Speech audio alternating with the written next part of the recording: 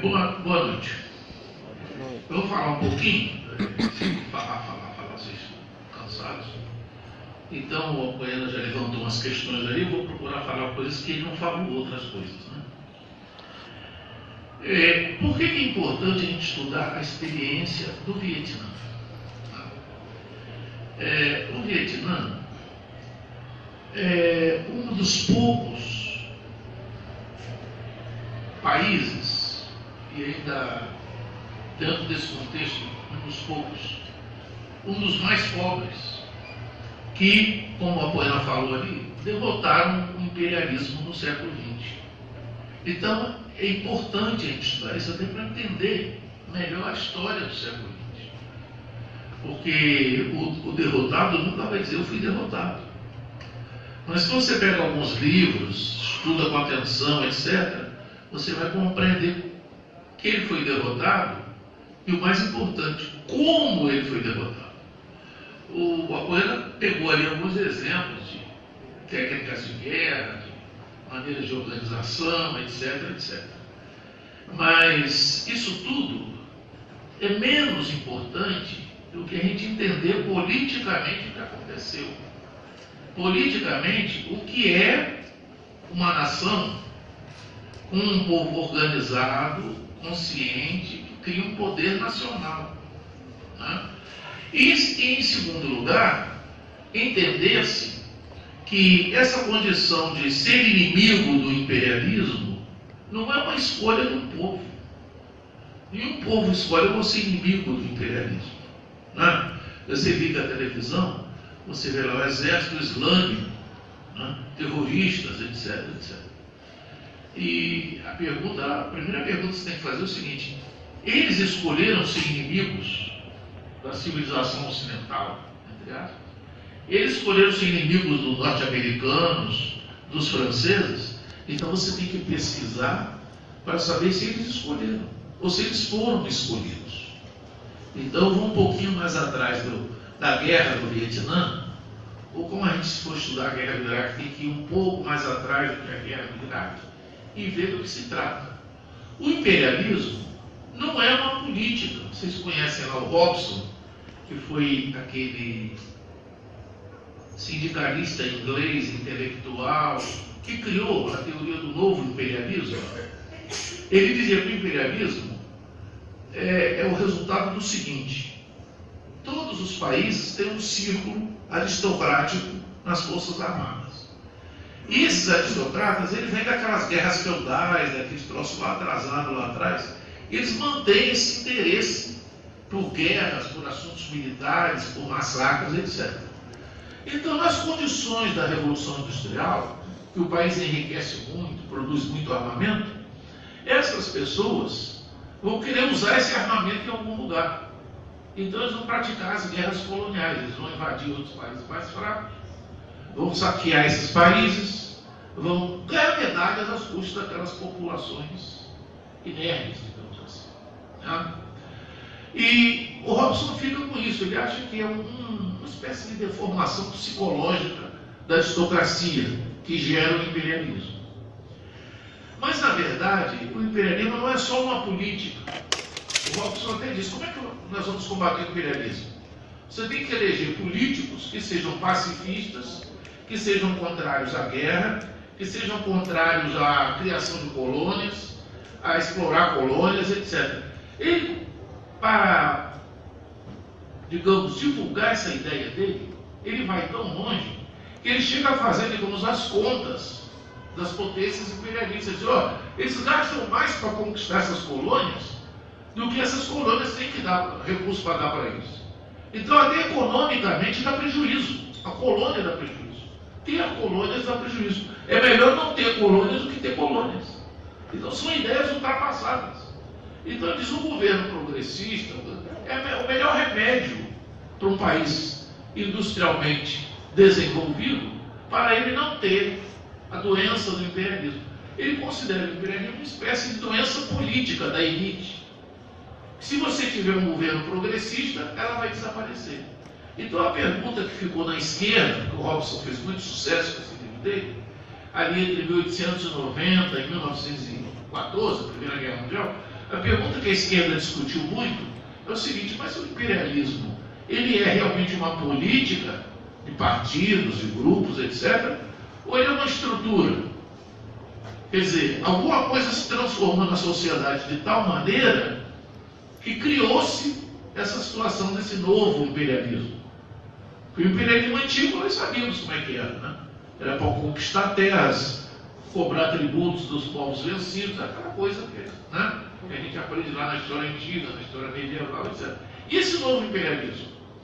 Então, tem 3 pessoas que vão trabalhar essa teoria do imperialismo do Robson.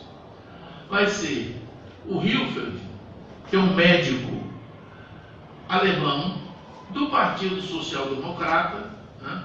O Partido Social Democrata e o Partido Comunista, antes da Primeira Guerra Mundial, era a mesma organização, né? Os comunistas estão organizados na democracia social, que por um erro de tradução foi traduzido como social-democrata, quer dizer, democrata social. O social-democrata acabou virando social-democrata, né? Da mesma maneira que por um erro de tradução, vocês ouvem dizer o nacional-socialismo, que são os nazistas. Mas é o socialismo nacional, porque o outro socialismo dos socialistas é internacional, internacionalista. Então o Hitler, ele defendia uma tese do socialismo nacional. Quer dizer, o socialismo está ligado a uma raça, a uma etnia, e é só o alemão que pode ser socialista. Os outros não são verdadeiramente socialistas. Então seria que se chama outra teoria. Bom, mas então voltando ao social-democrata, esse Hilferd, ele era um médico social-democrata, especialista dentro do Partido Social-Democrata em economia. E ele fez esse estudo do imperialismo. Ele leu o Robson todo, desmontou o livro e reescreveu um livro que é muito mais importante que o livro do Robson, porque ele aproveitou aquelas dicas do Robson, foi checar aquilo tudo, e como ele era marxista, ele fez uma aplicação da teoria do Marx à teoria do imperialismo do Robson. E ele conseguiu criar uma teoria bastante interessante sobre o imperialismo. Ele provou no livro dele que o imperialismo era uma estrutura. O imperialismo não é apenas uma política, ele é uma transformação que ocorre no sistema empresarial, desaparece a concorrência entre as empresas. Há um grupo de empresas que cresce muito, se torna tão grande, que tem uma concorrência só entre elas. E elas costumam resolver essa concorrência entre elas na metrópole, nas capitais industriais, etc., fazendo acordos. E nas colônias, fazendo guerras de repartição. Então a gente não briga na Europa, mas briga na África, briga na Ásia, etc., etc. Então eles, para brigar nesses outros países, eles vão se aliar com cliques, classes dominantes, divisões, grupos que existem nesses países. Por exemplo, eles chegam na Índia, vê os grupos que estão perdendo o poder para outros e apoiam o que está perdendo contra o que está dominando, né? Dá armamento, etc. Então, com isso, eles criam um mundo colonial, ou recriam um mundo colonial. Deve-se recordar que o mundo colonial ele foi recriado porque as antigas colônias que vocês veem lá, desde as cruzadas até o século XVIII, elas estavam montadas com base numa dominação superficial. As potências, eles tomavam os portos, tomavam fortalezas, e com aquilo eles dominavam o comércio daqueles países. Mas com o surgimento da Revolução Industrial, surge o fuzil de repetição, surge a metralhadora, e com esses armamentos eles podem dominar aqueles povos mesmo. Eles podem entrar naqueles continentes, derrubar os governos e colocar governos títeres. Então mudou o cenário. Você não tem apenas o comércio daquele país, você tem a sociedade daquele país na sua mão. E você põe no governo quem você quiser. Quem não aceitar aquilo, você fuzila, prende, faz o que você quiser. Deporta, faz o que você quiser. Depende das suas tripas. Depende até da cultura da potência imperialista, né? Se você pertence à cultura A e ela é um pouco mais civilizada, ela deporta os dirigentes daquele Estado. Se a cultura B, que é um pouco menos civilizada, eles fuzilam, cortam os braços, cortam as pernas, e assim vai sucessivamente. Né? Cada imperialismo tem a sua própria cara, que é a cara étnica e nacional da sua cultura. Então eles são mais perigosos, mais maleáveis, mais, sabe, dissolventes, é outro estilo. O americano é aquela coisa do gringo, eles criaram uma metralhadora para tomar as Filipinas. Criaram um tipo de metralhadora para usar nas Filipinas, para dominar as Filipinas, que eles tomaram da Espanha. E assim sucessivamente. Então, o Hilferd, ele faz essa teoria do imperialismo diferente, já mais sofisticada. E durante a Primeira Guerra Mundial, logo antes de começar a Primeira Guerra Mundial, 1913, a Rosa Luxemburgo, que era uma economista do Partido Social Democrata Alemão, ela pega essa teoria do Hilferd e faz uma demonstração que, através do estudo dela, ela mostra que não é possível essas empresas que constituem o núcleo do imperialismo e esses governos reproduzirem a acumulação do capital só com os mercados metropolitanos.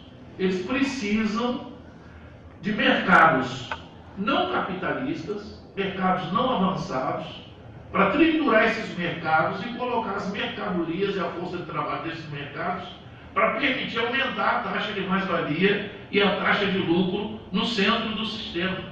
Então ela tem uma espécie de explicação de como funciona o imperialismo nas colônias. O Lenin, em 1916, escreveu também um ensaio sobre o imperialismo, em que ele procura demonstrar como os monopólios passaram de um nível de renda para outro com a exploração imperialista. Eles então vão criar exércitos. Tudo isso vai ser pago pelos lucros da exploração imperialista, que é um comércio de dupla mão. Ele traz as matérias-primas e certas mercadorias das colônias e semicolônias e envia os seus produtos para vender nas colônias e nas semicolônias. Então ele domina o comércio mundial. O comércio mundial passa a ser o centro do imperialismo. O Lenin chega a dizer que o imperialismo se caracteriza por ter lucros de 2 dígitos. Então eles não ganham 8% como a quitanda da gente na esquina. Eles ganham 16%, 32%. Esses 2 dígitos, explica o Lenin, vale a pena fazer marinha com ele, fazer exército, tomar qualquer lugar que seja, travar guerras e matar países inteiros, populações inteiras. Porque são 2 dígitos. E qual o limite de 2 dígitos? Você sabe que 2 dígitos vai de 11 até 99. 2 dígitos não fica em 12, 13. Quer dizer, conforme você organiza a sua colônia, você pode ganhar quase até a beira dos 3 dígitos. Se a gente diz, não é um exagero, você ter uma ideia do que é ganhar dinheiro, a indústria farmacêutica no mundo de hoje tem um lucro médio de 3.000%. 3.000%. Pense nesse número. Né? É um número cabalístico. Não tem sentido nenhum. Então o imperialismo é isso. É você gerar super lucros. Enquanto o outro está com a fabriqueta ali fazendo umas coisinhas, uns produtos e ganhando algum dinheiro, você está ganhando numa escala que não tem nada a ver com nada. Então você vai deixar de ter navios, de provocar guerras, de derrubar governos, porque isso você faz fora do seu país. E obviamente você tendo aquela força toda, você compreende até que pode fazer dentro do seu país. Né? O nazismo, né? o hitlerismo, ou o Mussolini, são golpes dentro da Alemanha, dentro da Itália, para mudar a natureza do governo burguês democrático que eles tinham e colocar um governo terrorista mesmo, um governo para fazer guerras. Então o imperialismo ganha dinheiro, inclusive, quando faz guerra. Daí eu exemplo a você. A indústria isolada de maior lucro nos Estados Unidos é a indústria cinematográfica. Porque você gasta os trocados fazendo um filme, você põe no preço do filme um valor descabido de custo, o filme custou R$100. Você diz que ele custou R$1.000. Você escondeu já um monte de dinheiro do imposto. Todo mundo que entrou para fazer o filme ganhou muito.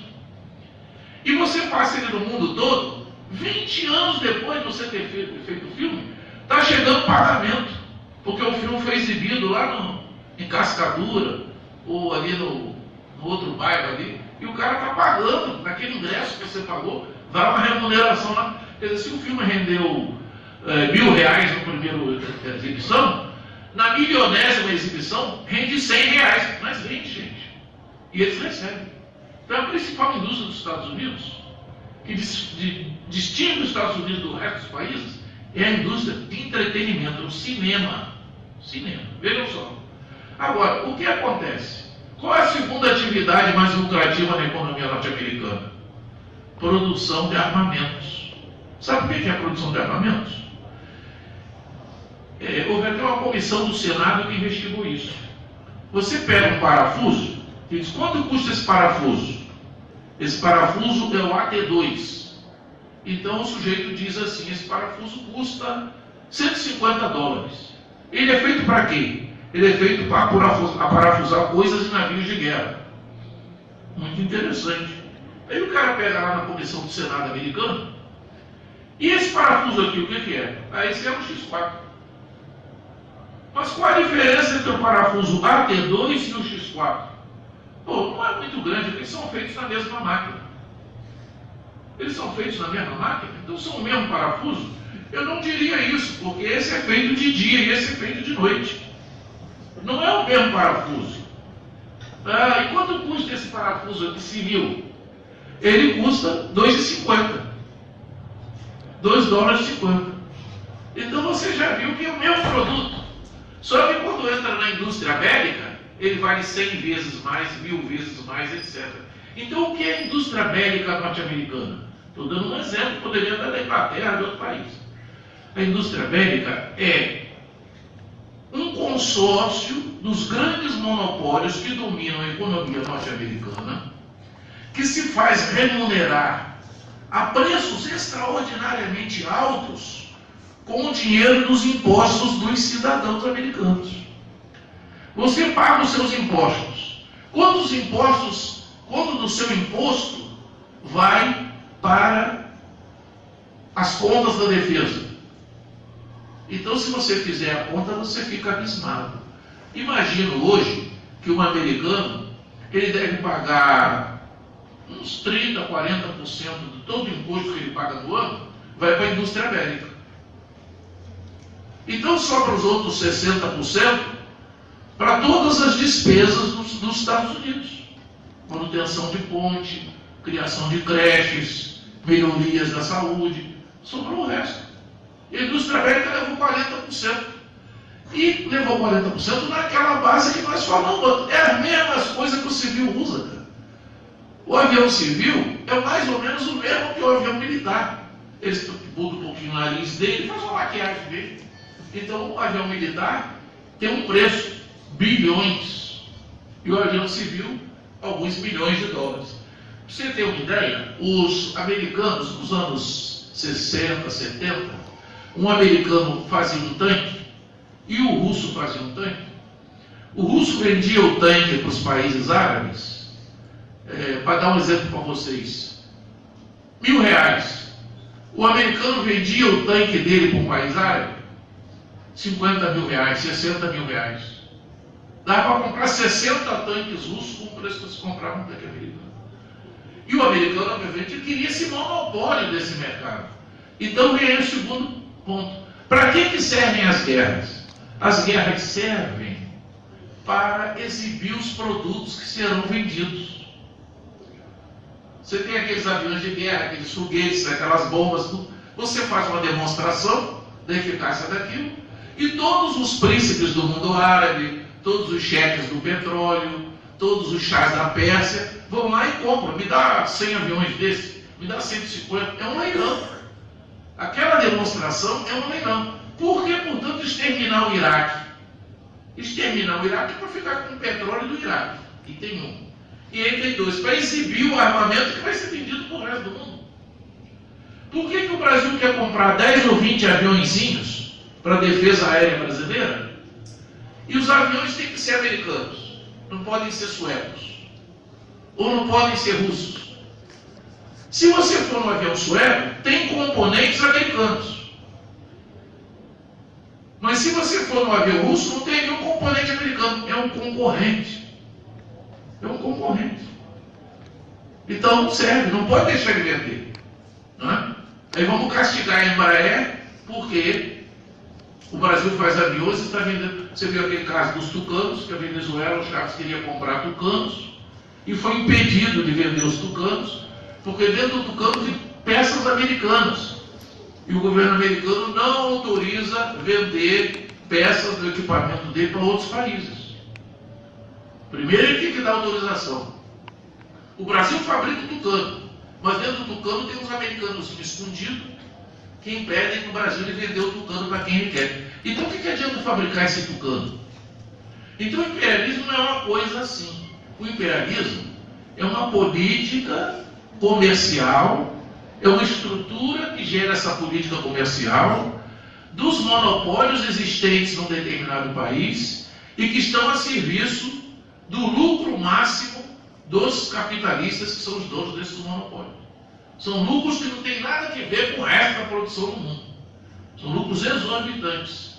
Se a gente entende o que é o imperialismo, então a gente entende em seguida o que é a política de guerra localizada.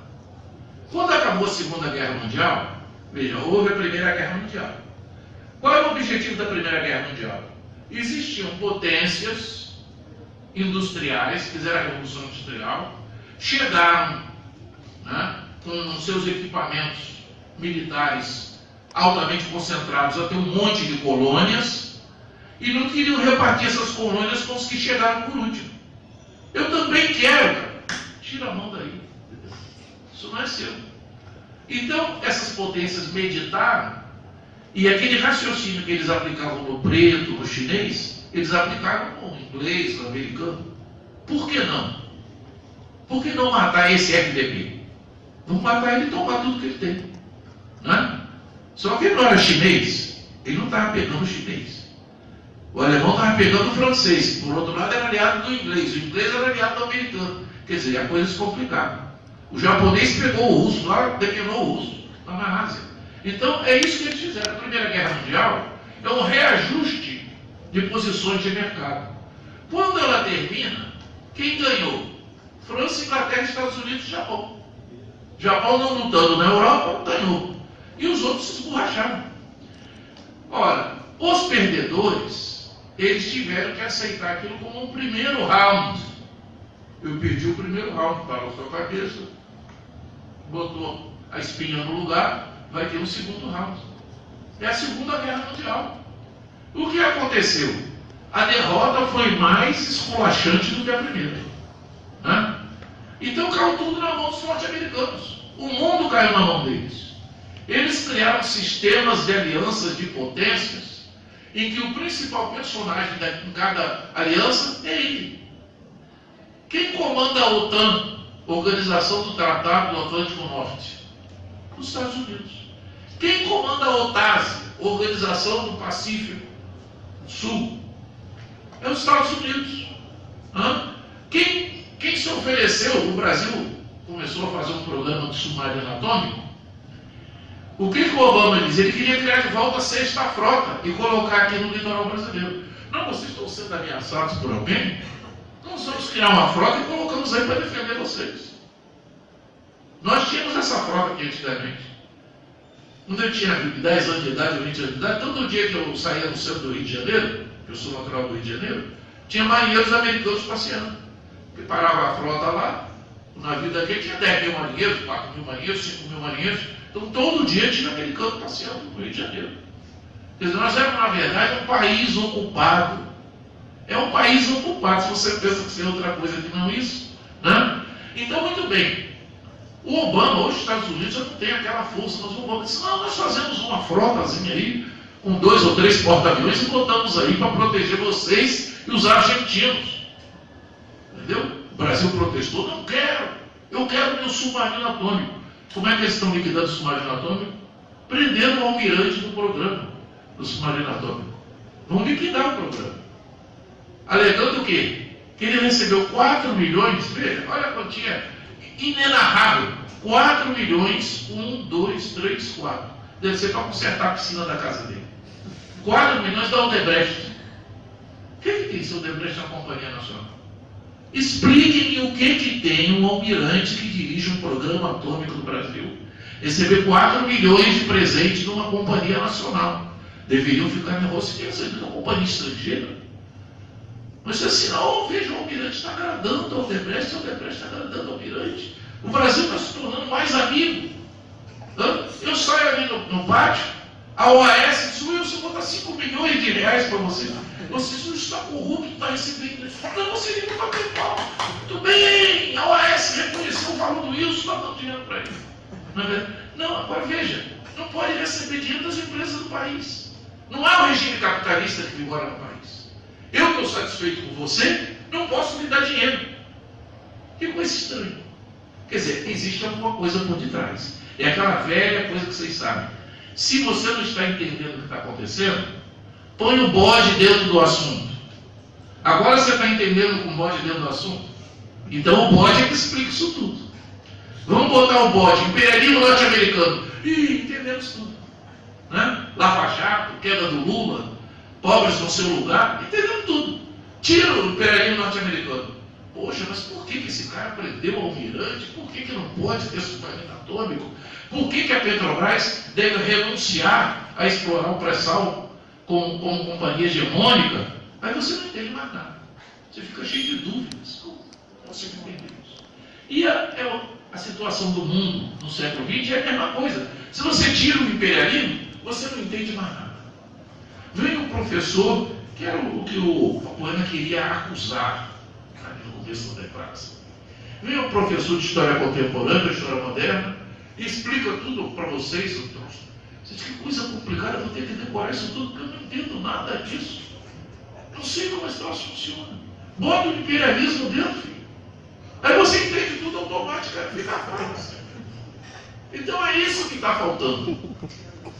É isso que está faltando na explicação. Por que o Caifás brigou com Jesus Cristo? Jesus Cristo era um mendigo, um pobre coitado, chorando lá no monte, sentado. Por que o cara foi pegar ele e crucificar ele numa cruz? Você não entende. Bota o tesouro do templo. Um cara falando que a pobreza, falando contra a pobreza, contra a hipocrisia, aí você entende. Eles precisaram sacrificar o cara porque o cara estava levantando o povo contra eles com aquele discurso. Estava chamando eles de hipócritas. Vocês são como sepulcros, por fora, caiado de branco, limpo, etc. Por dentro, só podridão. Lembra da frase? Custou uma cruz. Vai parar, fica calmo em cima. Então o imperialismo existe, gente. Tudo isso aconteceu no século XX, a guerra localizada. A guerra localizada é um acordo entre as potências imperialistas, dominadas pelos Estados Unidos, que eles não podem fazer guerras entre si. E eles não podem. Os Estados Unidos têm 2.000 bases militares no mundo. Pense nesse número. 2.000. Você vai ali no carrocinha, compra 2.000 balinhas de chupar. Você não vai chupar 2.000 balinhas. Então você imagina uma potência que tem 2.000 bases no mundo. Eu andava na rua na Alemanha, eu só via chipão do exército americano. Eu entrava num bar na Alemanha, dizia assim, você é de qual regimento? Era a pergunta que me faziam. Só porque eu era negro, eu era acusado de ser soldado americano. Não. Quer dizer, os negros na Alemanha são todos soldados americanos. Não é a conclusão que sou obrigado a chegar? Não ficou claro? Não ficou explicado? Eu poderia dizer, sim, mas por que eles pensam que porque eu sou negro, eu sou americana? Não é porque tem bases americanas lá. Você vai no Japão, tem bases americanas. Você vai no, sei lá onde, tem base. No Paraguai tem base americana. Paraguai tem base americana. No Paraguai tem base americana. No sul do Chile tem base americana. E na Amazônia tem mais de 3.000 sargentos americanos que trabalham em ONGs privadas americanas na Amazônia. Os jornalistas dizem, a cidade adquiriu um cheiro característico. Todo mundo borrado, correndo para se esconder. O medo que essas pessoas tinham de ver as pessoas queimadas, despedaçadas, estraçalhadas, gratuitamente, sem eles terem feito nada a ninguém, sem eles terem declarado guerra a ninguém. Porque o pequeno detalhe do imperialismo é isso: ele não declara guerra. Ele não declara guerra. Ele manda primeiro assistência técnica militar para o seu aliado no lugar. Depois ele manda umas tropas para treinar aquelas tropas lá no quartel. Depois ele manda umas divisões para substituir aquelas divisões no campo de batalha. Isso significa o seguinte: como ele não declarou guerra, ele não deve satisfação a ninguém. Ninguém tem nada a ver com isso, a não ser que venha com o revólver na mão. Você imagine que você tivesse um barzinho que você costumava frequentar nas sextas da noite.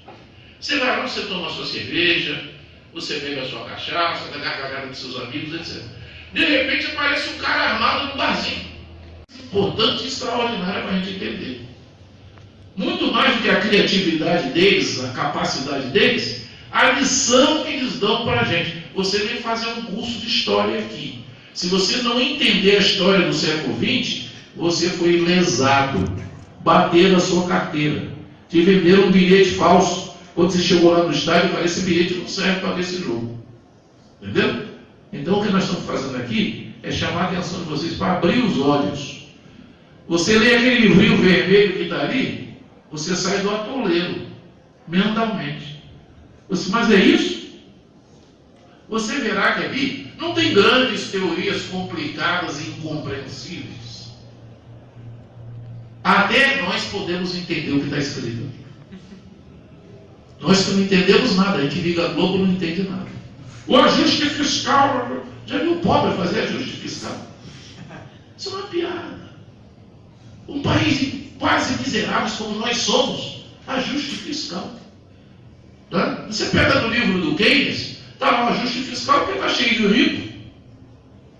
E precisa tomar o dinheiro desses ricos e gerar emprego com os pobres. E aí o ajuste fiscal é o contrário. Está cheio de pobre, cada um com 20 reais na mão, precisa tomar esses 20 reais desses pobres e dar para os ricos. Então o ajuste fiscal está desse para baixo.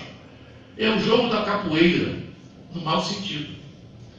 Porque os capoeiristas antigos diziam: se você não pode andar com a mão no chão, e se você precisa de outra coisa para derrotar o seu adversário, que não seja a cabeça, e a cabeça não é para ele pensar, é para ele bater no adversário.